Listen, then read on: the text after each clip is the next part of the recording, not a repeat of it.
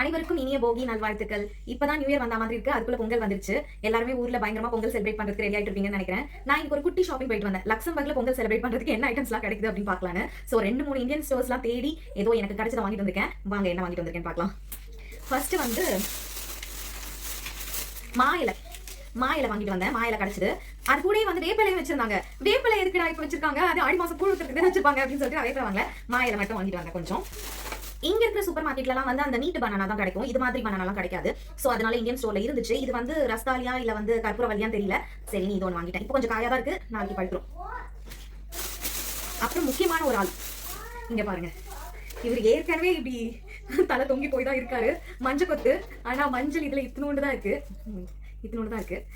So இவரை நான் நாளைக்கு வரைக்கும் எப்படியாவது காப்பாத்தணும். கடைசியா ஒருத்தர் முக்கியமான ஐட்டம் நம்மளோட கரும்பு இல்லைன்னா எப்படி பொங்கலை செலிப்ரேட் பண்றது? அதனால கரும்பு எப்படியோ தேடி கண்டுபிடிச்சு வாங்கிட்டு வந்துட்டேன். இந்த மாதிரி கரும்பு தான் இருந்துச்சு. இது வந்து ஜூஸ் போடுற கரும்பா இல்ல நார்மலா பொங்கல் வைக்கிற கரும்பா தெரியல. சரி ஏதோ ஒன்று கரும்பு கிடைச்சா போதும் அப்படின்னு கரும்பு வாங்கிட்டு வந்துட்டேன். எங்களோட பொங்கலை செலிப்ரேட் பண்றதுக்கு நாங்க இப்படிதான் கரும்பு தான் வாங்கிட்டு ரெடி ஆயிட்டோம். உங்க எல்லாருக்குமே அட்வான்ஸா இனிய பொங்கல் நல்வாழ்த்துக்கள்.